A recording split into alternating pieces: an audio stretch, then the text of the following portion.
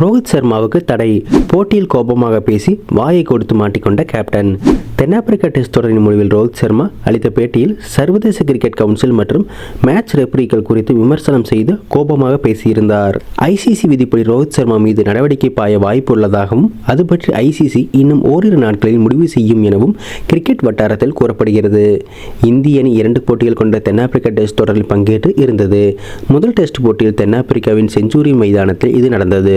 அந்த போட்டி 3 நாட்களில் முடிவடைந்தது. அந்த மைதானத்தின் பிட்ச் வேகப்பந்து வீச்சுக்கு சாதகமாக இருந்தது.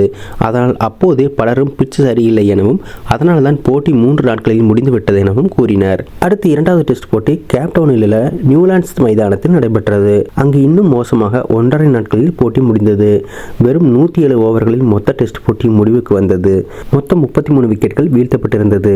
அனுபவ பேட்ஸ்மேன்கள் கூட ரன் குவிக்க தடுமாறினார்கள். இந்த நிலையில் அந்த போட்டி நடந்த பிட்ச் குறித்து கடும் விமர்சனம் எழுந்துள்ளது. அப்போது போட்டி முடிந்தவுடன் செய்தியாளர் சந்திப்பில் இந்திய அணி கேப்டன் ரோஹித் சர்மா அந்த பிட்ச் குறித்து பிரச்சனை இல்லை என கூறியதோடு பிட்ச்களுக்கு ஐசிசி அளிக்கும் மதிப்பீடு குறித்து பேசினார்.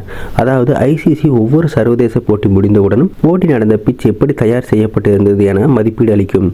அதில் 1 முதல் 6 வரை மதிப்பீடு அளிக்கப்படும். 2023 உலகக்கோப்பை இறுதிப் போட்டி நடந்த பிட்ச் 4வது மதிப்பீடான சராசரிக்கும் குறைவாக தரத்தை பெற்றிருந்தது.